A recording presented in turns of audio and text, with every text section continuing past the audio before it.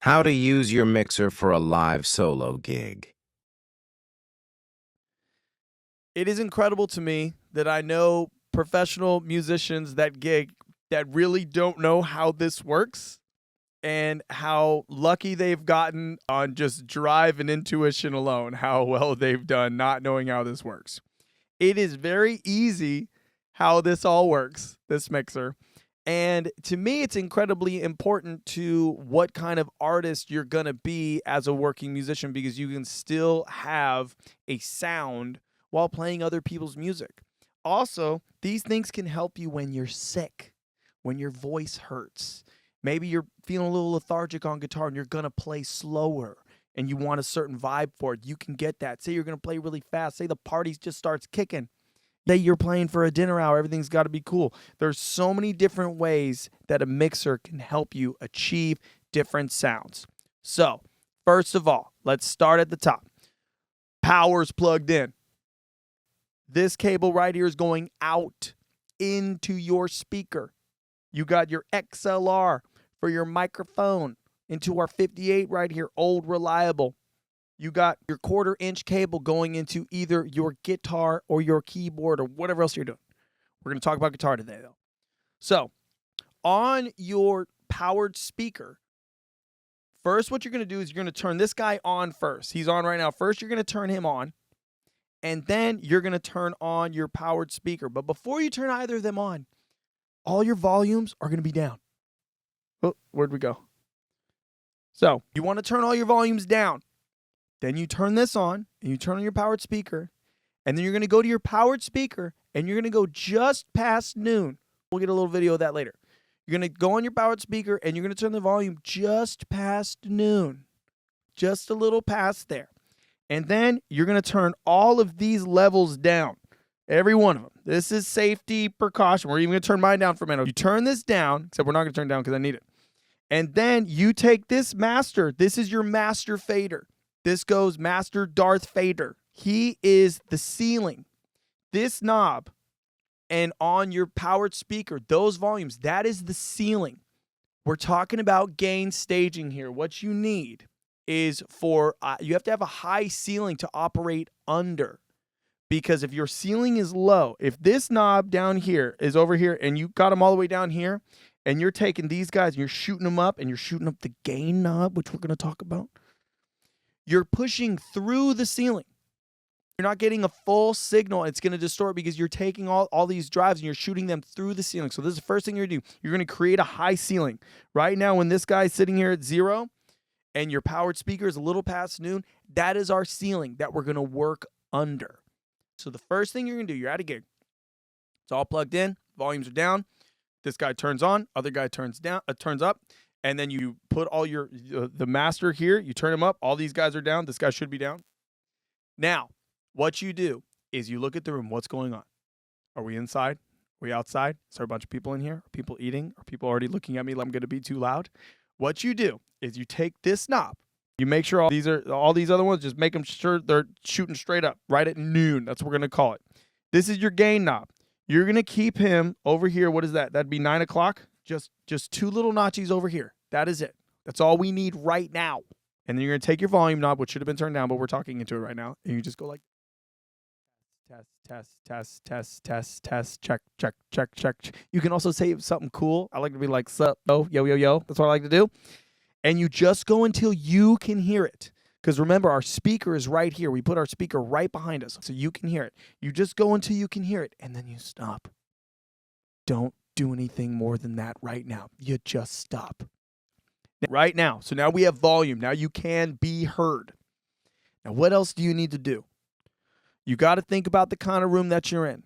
And you got to think about the tools that you have at your disposal. So let's talk about these blue ones right here. We have high, mid, and low. What does that mean? It means exactly what it says it means. It does not have to be that difficult. Let's start it low. Here's our low knob. Have you ever heard someone in an old Honda Civic rolling down your street and the subs are kicking?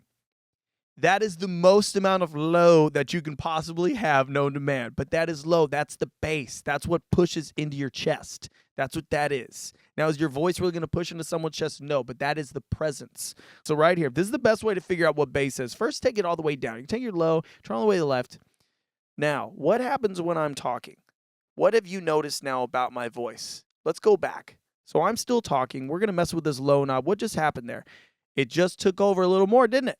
It just took right back over here. We take it all the way over here, all the way to the left. What happens? We're losing the oomph in my voice. So what you want to do is you turn all the way down and you keep going up until in the room your voice has just enough oomph to take over, just so it's present. My voice now in the room, at least in my ears right now, it has just enough bass to be punching forward.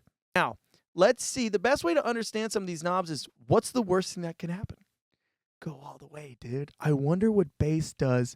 Nobody knows. I think I know now. Right now, my voice sounds like I'm trapped in a mansion that's covered, but they have soundproofing on everything, but it's also booming the whole time. That's too much.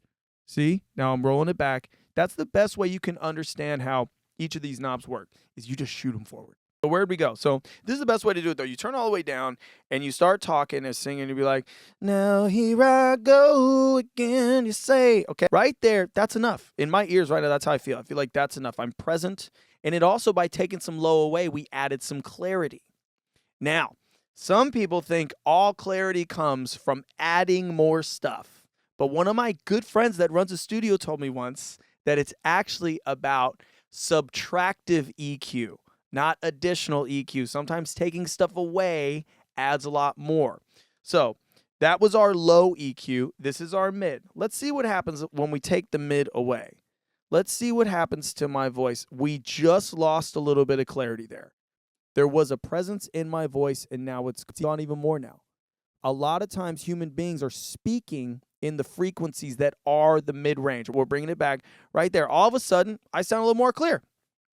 Now we're sounding a little more clear, dude. We're going to keep going. And remember, your singing voice can be a little harsh sometimes. So you kind of want to be able, so we're going to be like, now here I go again. You say, I kind of think I could use a little more mids. That's kind of how I feel.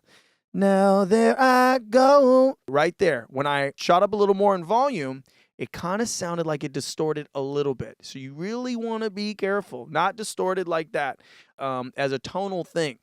So mid knob's very scary. So we're just going to keep him there for right now. But that's what happens. But also, real quick, let's see what happens when we get a little nuts. How much mid is too much? Listen to that. I sound like an old 50s transistor radio. And Babe Ruth just knocks one out of the park. That's what it does. And that's what this knob does. It can give you that old retro feel. But also sometimes it's just too damn much. So you just want enough of it to give you a little oomph, give you a little sharpness.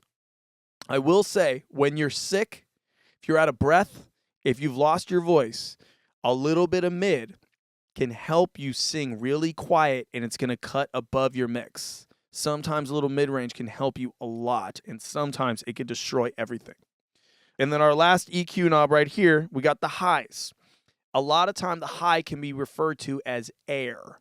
A lot of pop mix vocals, a lot of ballad vocals, there's a lot of air in it. It can sound really crisp. But this knob right here is likely to be the guy to give you the feedbacky. And we don't want to talk about feedback right now because I don't want to put that on nobody right now. But if I drive this high knob up, can you hear just how more crisp all my S's kind of hurt a little bit more? You can hear the air in the room. That's what that's going to do. And now I sound like a little Fern Gully guy. Do you remember that movie, Fern Gully? One of the little creatures in the forest that's getting taken over by an oil machine. That's how tiny I am now. But a little bit of this can really brighten everything up. That's what we're going to do. Let's see what happens when we take it all down. Now, when I have look what that did. My voice is gone. My voice is totally gone. There's no more clarity in my voice when I take over the highs. So again, you take these knobs and you keep messing with them until you understand exactly what they're doing. And the other thing is, too, you want to understand how it flows with your voice, with your style. What do you want? Billie Eilish does the whisper thing. She's probably cranking a lot of mids, but it's still under control. Next, let's go over to our reverb. So some mixers have effects, some do not. Right now, if you don't know nothing about nothing, we're going to start with a just basic reverb. So we just went to the first one. It says 1 because it's the first reverb. Over here, that's control. And what do these ones do? FX to main. This knob, when it says FX to main or sends to main, something like that, FX to main, this is how much the effect is going to this channel. Okay? And you're going to balance this amount with the amount you're going to put on the channel itself. Okay, and sometimes these FX domain, it's also manipulating the parameters of the actual effect. So if it's reverb and that provides echo, sometimes this button right here is going to expand that room of the echo. It's going to expand the amount of times the echo happens or the reverb. Maybe it adds high end to the reverb. Right now, we're just going to keep it at noon. Safety is noon, okay? That is the safe place to be, is right at noon. Okay, so right now, you're going to listen to my voice. I'm going to turn up this effects knob on this channel. So right now, this effect that we chose over here and the parameters of which we affected it are only going to affect this channel right here. Here we go. Sup. Did you hear that? That's the verb, dude. What's verb? Well, verb sounds just like this. It sounds like I'm in an empty aquarium. I'm getting smaller and smaller. I'm far away now. This is max reverb. Here's max reverb to the main. The reverb has gotten weird, dude. So here's the thing with reverb. Your voice will get lost. Let's say you're a rapper. Let's say you do a lot of rap stuff. If you're rapping like this, last day of the rest of my life, I wish I'd have kissed my mama goodbye. Dude, your voice is going to get trampled over by the reverb. If you're a pop star, if you're like, and I will always love you, that's when reverb really kicks ass, dude. You know what I mean? That's when it's important. That's when you use it. But you got to ask yourself, over the course of your whole set, what kind of singer are you? Are you a folk singer? A lot of times you don't really want a lot. You just want the room. You want to give yourself a little sauce. You don't need a lot. Let's say you do a lot of 90s rock music, 90s alternative. You want kind of somewhere in between pop and folk. You want enough, waiting, watching the clock. It's 4 o'clock. It's got to stop. Tell him. It's just enough to give you a little bit. It's the suck knob. It's the smooth knob. It's making sure that you can get through the gig and it's all going to be okay. So we're going to turn it down while I'm talking. We'll turn it back up when we do a song. This is the most important lesson. This is the most important thing. See how much I moved things? Not a lot. There's not a lot of movement going on here. With incremental moves, and they can be changed throughout the course of a night. Say, I lost a little presence in my voice. I'm going to add a little more bass, give the oomph back. My voice is getting tired. I want to chill out. I'm going to kick the mids up so I can relax in the mic. I need a little more volume. It's fine. This is the gain knob. Oh, right here. The gain knob is not volume. Getting itchy even thinking about it. It's not volume. It is perceived volume because what it does, it expands the signal. It fills in missing pieces in the signal, but it is not enhancing the volume. It's the frog DNA of the signal. It's just adding crap. And it's incredibly useful for tone. It's for your tone. It is sometimes to boost signal to instruments that may not have enough. So when we do a guitar, we'll see how much signal this guitar can shoot out on its own. But if you play an electric keyboard and you plug it into this, it doesn't need gain because it is an electric keyboard and it is juiced up all on its own. You might want some for tone. So if I want gain on my vocal, it's not for volume. It's for tone. We're going to go a little bit. Can you hear how now you can hear me swallowing? You can hear my teeth clack. You can hear that kind of stuff because the gain is now filling in all parts of that signal. And it does give a sort of power to the voice. If I was rapping, this would be the kind of like, I don't remember any rap songs right now. But I'm just saying, if I was even me talking right now, it just filled up all that space. Again, if you're a little sick, if you're a little tired, your voice is heard, a little bit of gain is good. If you're someone that likes to sing off the mic back here, a little bit of gain will give you that freedom to be able to sing back here. And you can still speak clearly. You don't have to be all up on the mic like this. But again, you can tell this is a tonal change. When it's all the way down here, it's a little smoother. When it's all the way up here, it's a tonal change. This is grungy rock music, or this is a voiceover. This is us doing a narration. But it is not volume. It is to provide body. It's to provide a boost of signal. But if you cannot hear it, you turn up the volume knob first. And then you ask yourself, what else do I need? Do I need more clarity? That would be high. Do I need something to beef up the sharpness? That would be mids. Do I need something to beef up the low end? That would be the low. This is not volume. This is for tone. Do not do that for that. We're going to take a breather, and then we're going to do the guitar.